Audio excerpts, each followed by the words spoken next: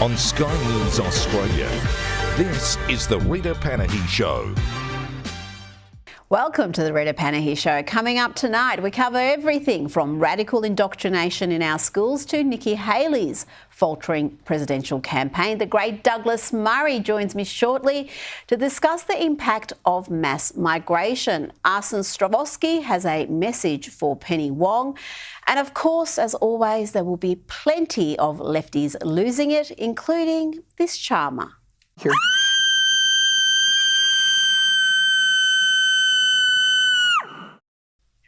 Wow, hey, you've got plenty to get through. Let's jump right into it. Joining me now, Sky News contributor Prue McSween.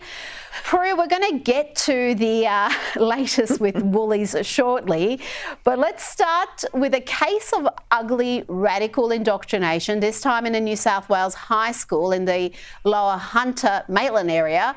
The Daily Telegraph reports the school is using a text that claims sex is assigned at birth, that students need to interrogate their own relationship with their sex and use pronouns to validate someone's identity. And it also teaches things like, and this is a direct quote, having a vulva doesn't necessarily mean you're a woman and want to use women's spaces like bathrooms. Prue, you would think the poor kids are confused enough without this being added to the curriculum. Well, what's concerning, Rita, is that these schools seem to have total autonomy. We've got the educational standard body saying it is not in the syllabus. So activist teachers, again, with their own agendas, are deciding that they're going to try and brainwash our kids. It's almost like a cult that's infiltrating our schools. And, you know, schools are now danger zones. It's sort of like enter at your own risk. If they should have a sign outside, I think. You know, parents need to be really concerned. But we have this brainwashing of our kids, almost what Hitler did during the war. And we're finding that instead of them focusing on what they should be, which is just trying to improve the education standards and focus on the basics of education, which would be a nice change, we have this brainwashing where it's confusing kids. You know, no wonder we have mental anxiety and illnesses happening amongst this generation, because they're being told they should be feeling like this. Let them explore it in their own time, not in the school grounds. Well, let's just focus on academic excellence and what schools are supposed to be focused on, and leave some of these topics to families, to society. It seems like we are just filling the curriculum and putting all this weight on teachers who would probably rather focus on reading and arithmetic and actually lifting standards. Now, let's talk about the growing concerns around anti-Semitic violence in Australia. Have a look at this footage posted today by the Australian Jewish Association. It shows a Jewish man being pushed to the ground, abused by a group of Palestinian protesters or anti-Israeli protesters. Let's have a look. No,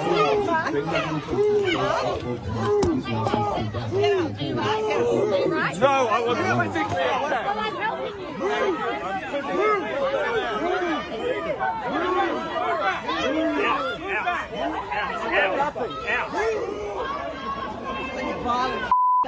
Prue, you could see there the cops moving the alleged victim away and really doing nothing about the protesters who were jostling and abusing him, verbally abusing him. Then the police accuse him of breaching the peace. Have a look at this. Thank you. I have a ticket. We will discuss this in a moment, sir. You're breaching the peace. I am not. You are breaching the peace. We actually have tickets to go to the town hall to hear our community talk. I'm going to a lawful gathering. I don't want to hear you. Now, both here and in the UK, we've seen it in New South Wales, this was in Melbourne, in Victoria, that there seems to be this mob rule where if the protesters who've got the biggest numbers and who are the most likely to become enraged and violent, the cops go out of their way to appease them and make sure they're not triggered or set off. And if you happen to be, like we saw in New South Wales, a peaceful Jewish man just holding an Israeli flag, you are moved along for your own safety because you may breach the peace. Well, this is bizarre, isn't it? This chanting anti-Semitic mob spraying venom and bile are considered, a peaceful mob? Is that what they're saying? The police are saying? I mean, it just doesn't add up.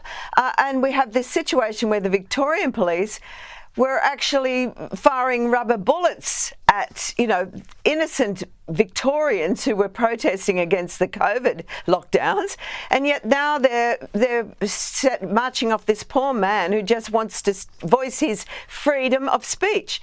And what the problem is, we shouldn't be surprised about this, is that we have a government now that's just gone soft on it. We have Albanese, who's like a limp lettuce, who's saying, we don't support anti-Semitism. But what is he doing about it? Nothing is being done about it. And it's now got to the stage where I think it's almost too late now. We have these angry mobs every week in cities around Australia protesting all against the Jews.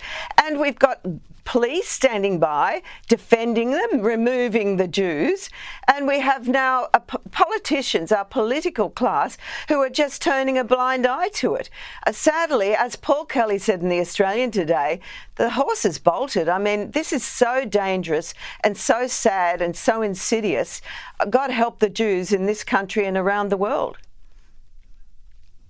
And it is around the world. I played some footage last week from Scotland of a man who was just peacefully by the side of the street watching these mobs of protesters walk by, and he happened to be wearing a Star of David necklace. And police approached him and said, do you want to put that away or take that off? Because it could be triggering to the crowd and we don't want to set them off. There's only a few of us here and we can't control a crowd of that size. I mean, what has become of society and the police force? The police force, they're not protecting the innocent. They're more worried about people who may break the law. Now, we did reach out to Victoria Police about that footage that we played, and they responded with a rather lengthy statement that included the following. They said police had a visible presence at a council meeting and rally in Melbourne CBD on Tuesday to prevent breaches of the peace. While there were no arrests or any major incidents reported to police, a number of people were moved on to avoid tensions between two groups from escalating.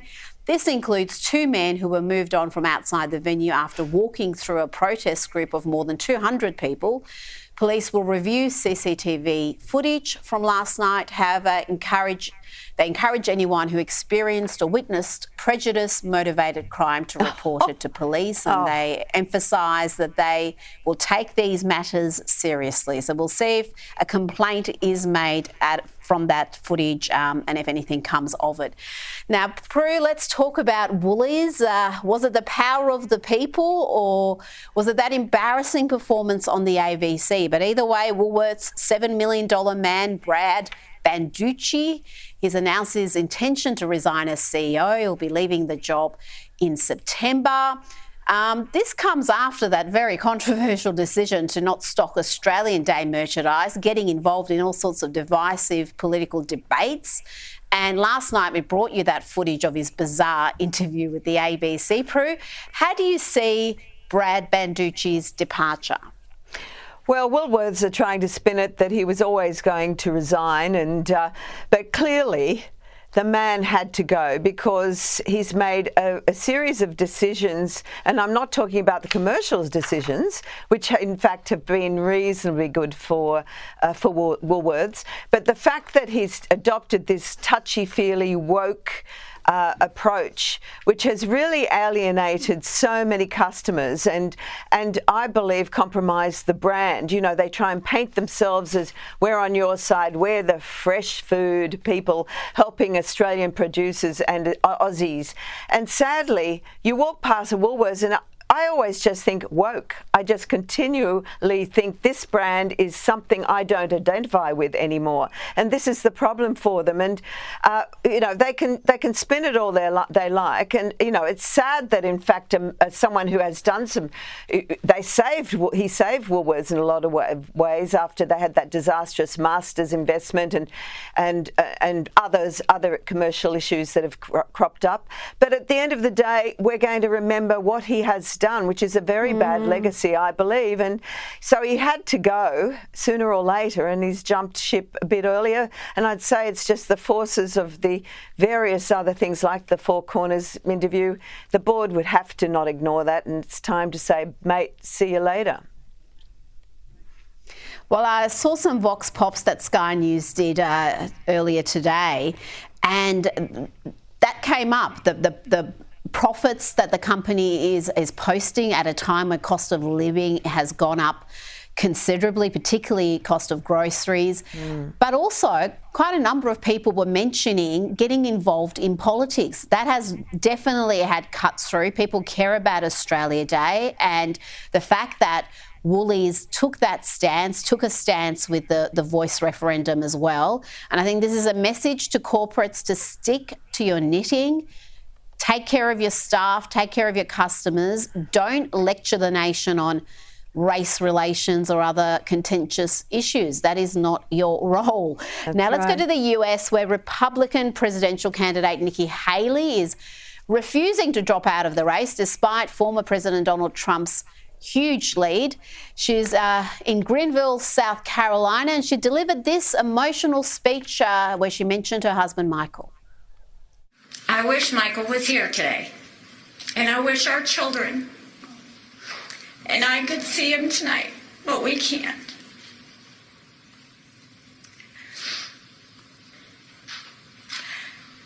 He's serving on the other side of the world, where conflict is the norm, where terrorists hide among the innocent, where Iran's terrorist proxies are now attacking American troops.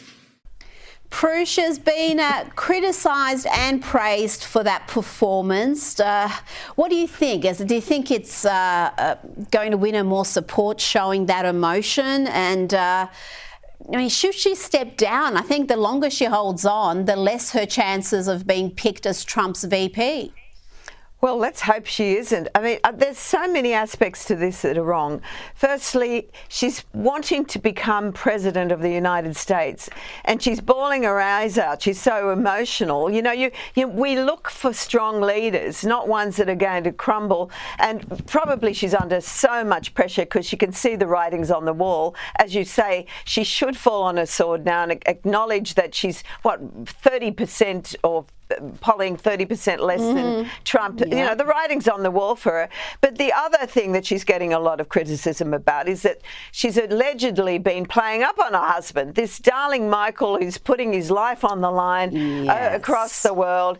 And, God knows what she's been up to and whether she's had time to get up to anything else. But, the public seem to say that she's not been a faithful wife. So suddenly she's got tears for him. Give us a break. I'm sorry.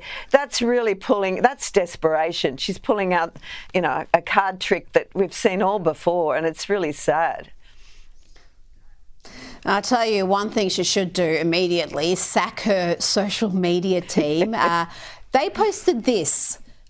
Let's have a look at this tweet they posted. I'm sure it was them and not her. She wouldn't be that silly. 12 fellas down, 1 to go. I don't need to tell you how that was mocked online. It has probably become amongst the most mocked tweets of 2024. And I can't even show you the examples of the mocking because this is a family program. So, let's move on to Prince William. He's weighed in on the war in Gaza. In a rare statement, he said the following. He said, I remain deeply concerned about the terrible human cost of the conflict in the Middle East since the Hamas terrorist attack on October 7.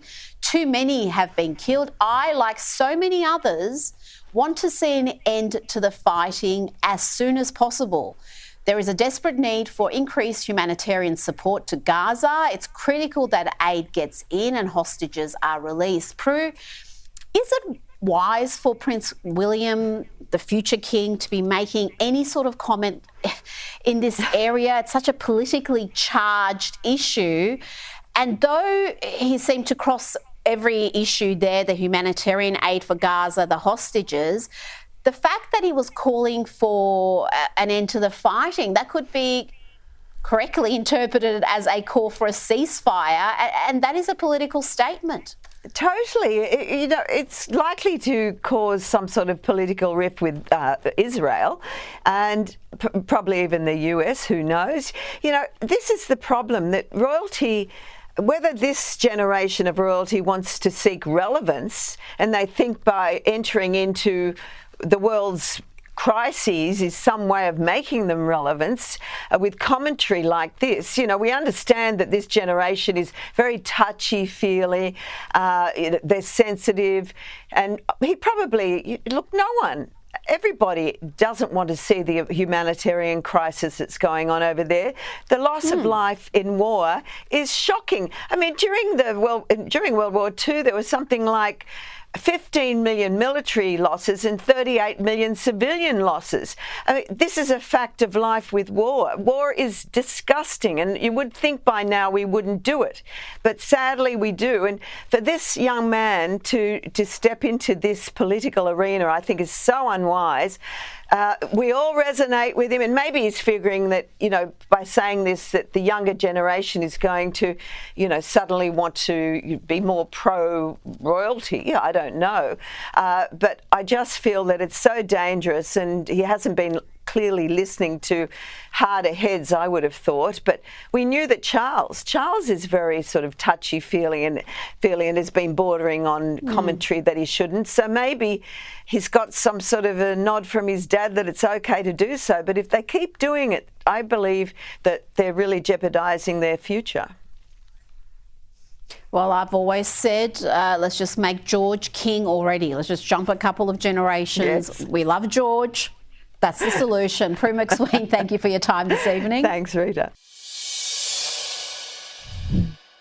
Joining me now is the best-selling author of inspired works including The Strange Death of Europe, The War on the West, and The Madness of Crowds, one of the finest thinkers of his generation, Douglas Murray. Douglas, you've written for many years about Europe's suicidal tendencies, and we've got another example here. In Brussels Parliament, an imam chose to recite a verse from the Quran that explicitly calls on Muslims to kill Jews and to take Jews captive.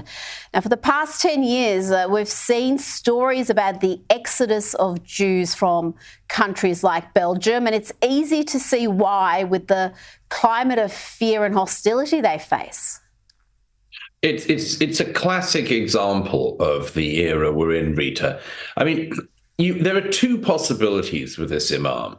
Either the people inviting him had no idea what he was saying, in which case they shouldn't be there and they shouldn't be issuing invitations if they have no idea what their guests are saying, or they knew perfectly well what he was saying, and in that case, they shouldn't be there. One of the hosts apparently said, this is a celebration of the wonderful way in which Pakistanis have integrated into our community in Belgium, which has to be some kind of a joke. If you go to Belgium, it's become, in my view, very little more than a sort of international airport. Nobody is integrated. The country's a total mess. And you allow things like this to go on. They've had plenty of terrorist attacks in Belgium. None of them have seemed to have woken up the authorities to the threat within. They've had anti-Semitic attacks for years. None of that seems to have woken up the authorities to the state that they're in. And now this. Yes, I mean, it's not just Jewish people. It's people of any non-extremist kind who should think very hard about whether or not they want to live in this hellscape that's being created that used to be known as Belgium. Now, you've written about Joe Biden's catastrophic presidency and his shameful weakness in trying to reward Hamas with a two-state solution. You call the two-state solution a fairy tale and among the least successful ideas in the world. Tell my viewers why you don't think it's possible, why you consider it a fantasy. Well, the first thing is that Western politicians keep talking about two-state solution, have done all my life, as the magical solution to everything that goes wrong in the Middle East. They always have said left and right, conservative, Labour, they all Republican, Democrat. They all say the same thing. They've said for years, decades indeed.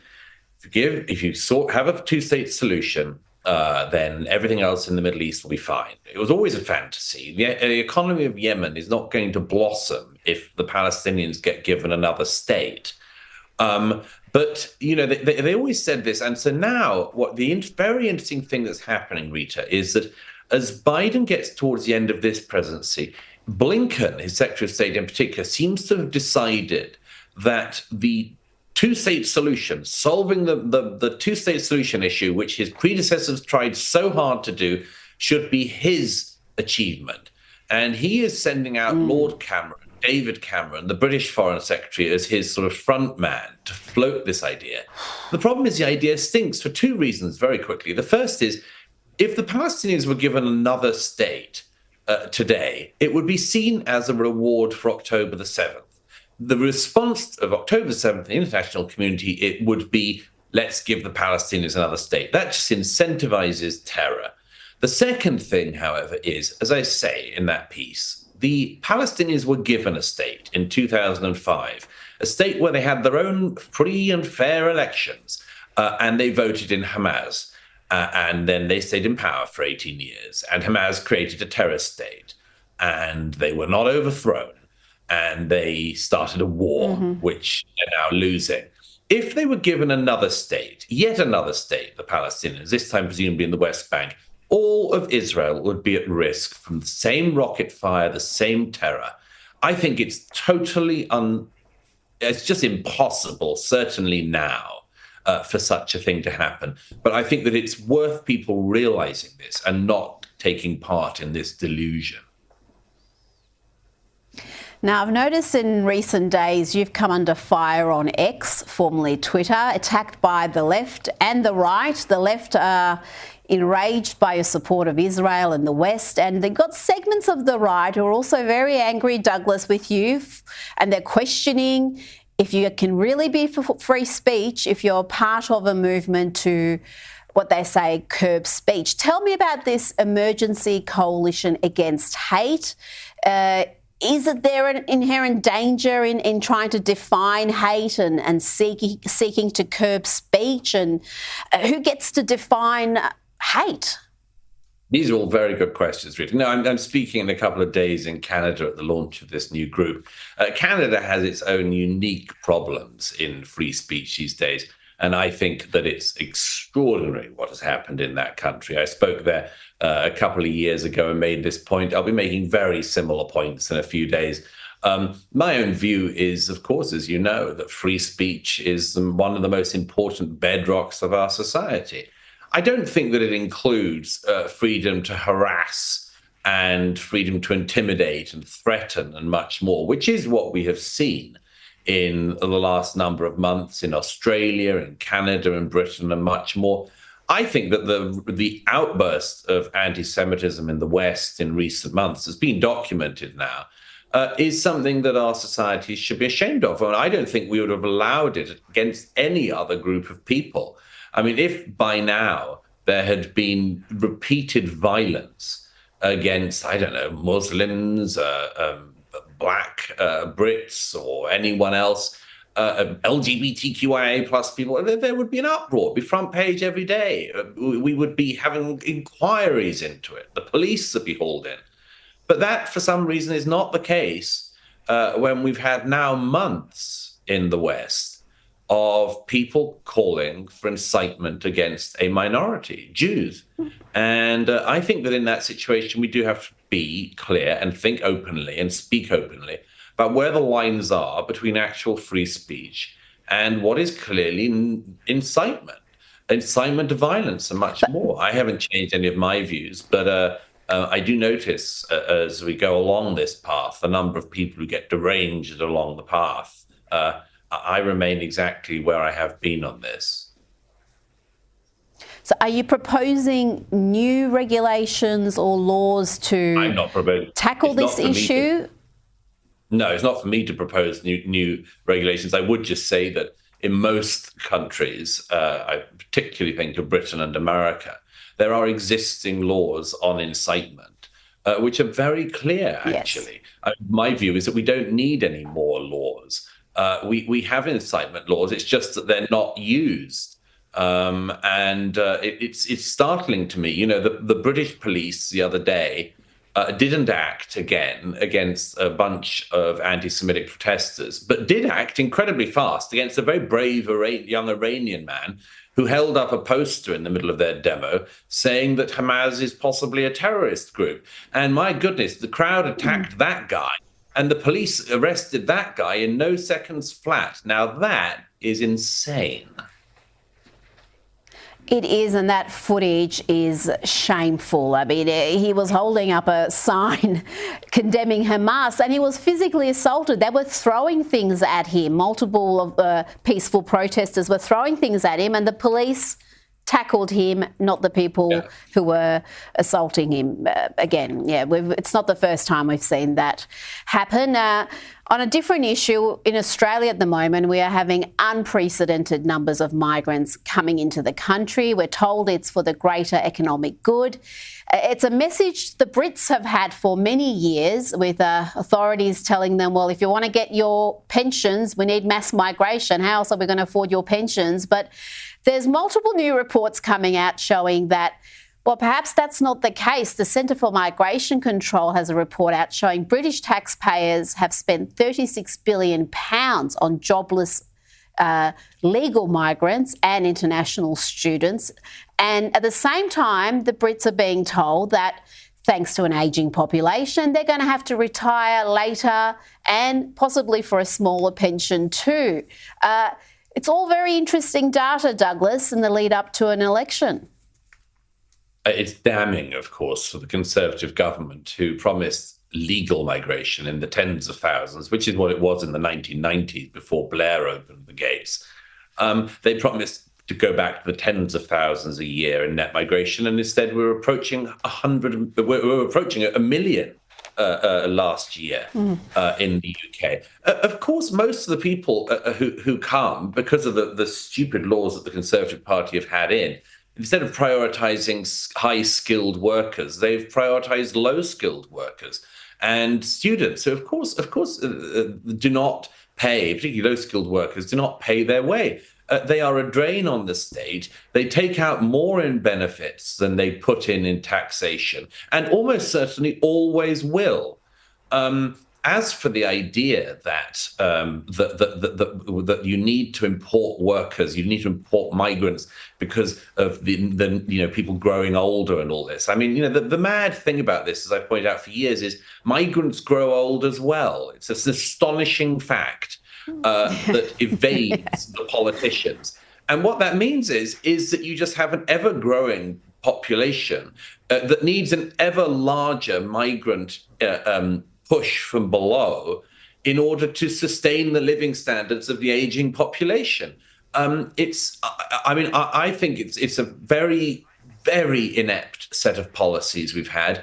I've written about them for years. I've explained for years why these policies are so wrong-headed.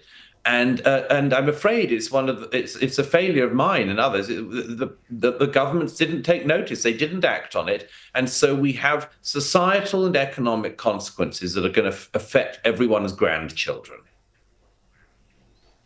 It's akin to a pyramid scheme almost, isn't it? Where you just have to keep going. You keep needing to generate that economic activity to pay for the mistakes you've made in the past. Now, finally, I want to ask you about this. I saw this post on X go viral in recent days, highlighting the practice of Arab slavers castrating their male slaves. It shocked social media, but you've written about this in your book, The War on the West. It's incredible how so few of those who are obsessed with slavery and historic racial grievances are completely ignorant of the Arab slave trade and other examples of slavery around the world. How can that be? How can you be so preoccupied with slavery and then be completely ignorant about this? Well, because they're not preoccupied about slavery, are they, Rita? They're preoccupied about being against the West. That's their simple drive. On issue after issue, whether it's colonialism or slavery or racism or anything else, these people just simply use these things as brickbats to hit the West with. It's no surprise that their so-called research stops at the edges of the West, because they're not interested in critiquing other societies. They're just interested in condemning the West. If people were genuinely interested in the history of slavery, they wouldn't be able to ignore the Arab slave trade, far larger trade than the European slave trade or the American slave trade. They wouldn't be able to ignore it, but they do, because they're not interested in slavery. They're simply interested in attacking Australia, Britain, America, Canada, and Europe. And that's their game. And we just have to see whether or not they get to win that game. I would hope not. Douglas Murray, always a pleasure. Thank you so much for your time this evening. Thank you. Coming up, the World Health Organization is reportedly pushing through sections of a contentious pandemic treaty. We'll tell you why that is experts concerned, plus a big, massive, huge edition of Lefties Losing It.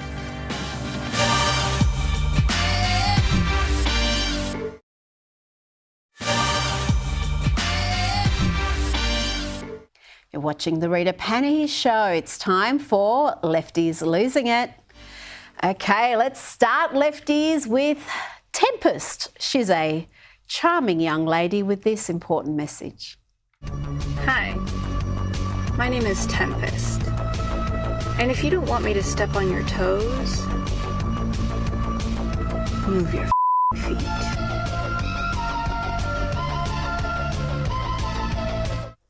Yes, that's quite profound there. Now to someone who was once mildly funny, but sadly their brain, their spirit, appears to have been broken by Trump derangement syndrome. This is alleged comic Stephen Colbert. I know how numb we've become, but it's not normal. No other candidate for the presidency has ever had to pause his campaign to defend himself in multiple courts. And I would like to point out that in all 7 of his cases, no one doubts that he did these things. We're just sitting around patiently waiting to find out if the wheels of justice will grind fast enough for there to be any consequences. And the media is covering it like it's any other political story, like it's all horse race. About as funny as an ingrown toenail and about as useful. And by the way, Stephen, if you think no one doubts he did all these things, then your circle is pitifully small. There's a reason why he's leading in the polls. Now, I want to bring you a blast from the past now. This is a classic Lefties Losing It. Watch this woman lose it and order a street preacher to leave the gayborhood. This is the neighborhood, and you are not welcome. That's why I need to be here.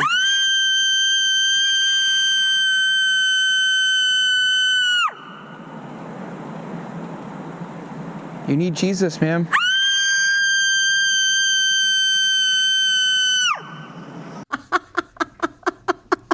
I don't think Jesus can save her, folks. I would love to hear more from her, though. No, that's irrational. What you're doing is irrational. It is the most rational thing I've done. You should love the proclamation of the truth of God's word.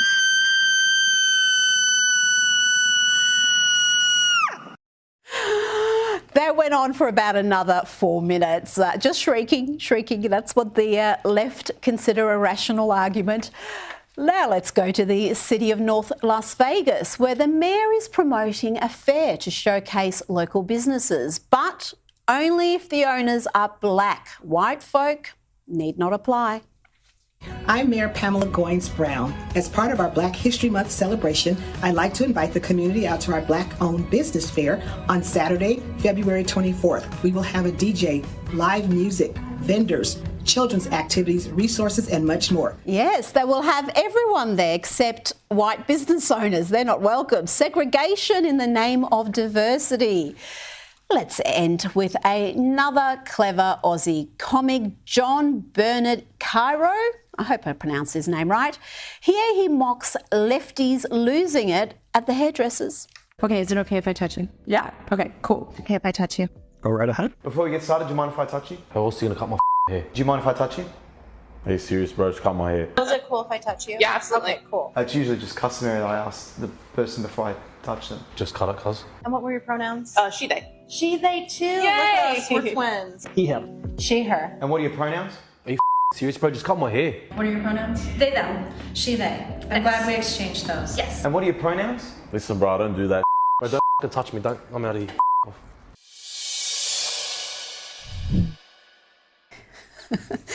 Now, the World Health Organization is reportedly holding a 2-week marathon in Geneva with hopes to push through key sections of the Pandemic Treaty by May 2024. The Pandemic Treaty is that controversial blueprint for how the WHO and the international community will deal with future pandemics. Critics argue this treaty gives too much power to too few and could threaten our basic freedoms. That could never happen. Joining me now to discuss is legal academic and Sky News contributor Rocco Loichano. Rocco, do we have any reason to be concerned about this pandemic treaty? Oh, look, Rita, good evening. Look, there's every reason to be concerned because the preface to making this was that the World Health Organization does not want to repeat the mistakes of the past and prepare us for the next pandemic. But of course, when you look at the fine print, the powers that the World Health Organization is seeking is to have enhanced control over national decision making in relation to health decisions, enhanced powers in relation to combating misinformation. And they're just two, as well as the authority to make it easier for them to declare a pandemic. Now, that would basically mean we'll just copy and paste what happened in COVID and repeat it again. So we're looking again at lockdowns, mask mandates, vaccine mandates, but this time countries such as Sweden and other Scandinavian countries, and Florida, of course, which wanted to adopt an alternative approach and, of course, had better outcomes, would be prevented from doing so. Well, that would be shocking indeed, because we saw what happened in this country. You would never think in Australia we would be having not just lockdowns, but curfews, state border closures, people not able to return to their own homes, not able to see their loved ones.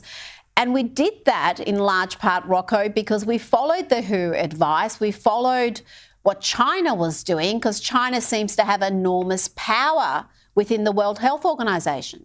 Yeah, exactly. And look, this is the thing that they say they don't want to repeat the mistakes of the past, but the advice that they gave was to follow China's lead and lockdown and close schools and all these other things, which we're seeing today are having terrible outcomes. I mean, this has the potential to be Daniel Andrews, Mark McGowan and Anastasia Palaszczuk all together on steroids.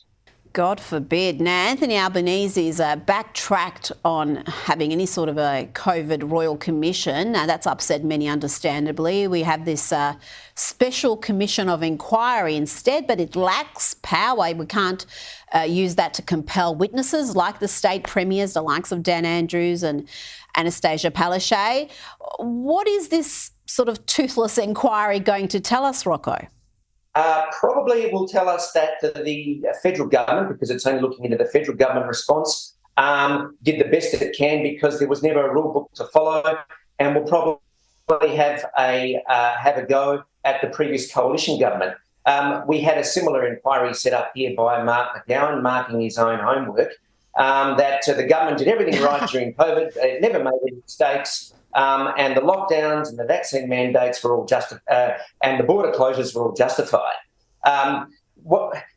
What we're seeing at the moment, we had the report in the 9 newspapers yesterday and the day before about the effect that lockdowns had and school closures are having on children, the effects that are being seen with isolation, then falling behind in not just their education, but also just basic social skills and the mental health impacts that all that is having. That's all coming out. We're seeing slowly more reports coming out on vaccine injuries. There is a report today in the Daily Telegraph on COVID-19 vaccine injuries. And the WA Health Department, I wrote about this on Sky News as well. The WA Health Department has a document about adverse vaccine reactions, whereas pericarditis and myocarditis, Guillain-Barre, Bell's palsy all spiked coincidentally when the vaccine mandates were introduced. So all these things will be probably swept under the carpet. And we've got a template for that at the moment in the UK with the COVID inquiry there. It doesn't seem to want to have any appetite to look into lockdowns and the effects that they had. And what's also going to be ignored, I think, is the fact that Australia actually had a pandemic plan. It was recently updated as 2019, which said that, look, we adopt pretty much what the Swedes did. We protect the vulnerable and we let everyone else get on with their lives, because the costs of that will be increased debt, increased loneliness, mental health issues, and the like. And the fact that that was all ignored, and we, again, as we said earlier, just copied China and did everything the World Health Organization did, will be completely ignored. Nothing to see here, move on. Now, Rocco, you wrote about the state of Australia's education system for skynews.com.au. Everyone should visit that site regularly, download the app. And you noted a recent report by the Grattan Institute, which says that 1/3 of Australian school children cannot read. They said this will cost the Australian economy over $40 billion over their lifetimes. 1 in 3 kids can't read. Surely that can't be right, Rocco. I actually thought that figure was too low based on some of the things I've seen in my day job. Look, just teaching university students how to construct a sentence. Look, we've seen since the Donsky report back in 2010 that he was commissioned by Juliet Gillard to write a report on how our education system could be improved and how Australia would be aiming to be in the top 5 in the world on the education statistics. Well, the money that's going into education this year around Australia is the highest it has ever been. We're talking about billions of dollars every year, but the education outcomes are going south.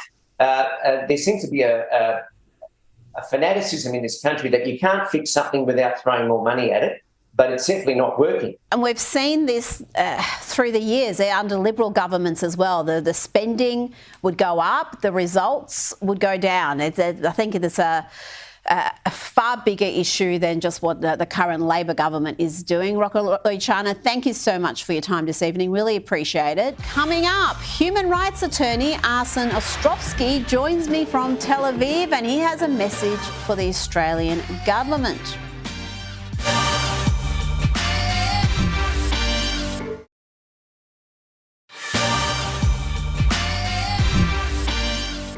Welcome back. The US has joined calls from Australia, Canada and New Zealand in warning Israel against a ground offensive in Rafah in southern Gaza. Anthony Albanese, Justin Trudeau and Christopher Luxon have released a statement declaring a military operation into Rafah would be catastrophic.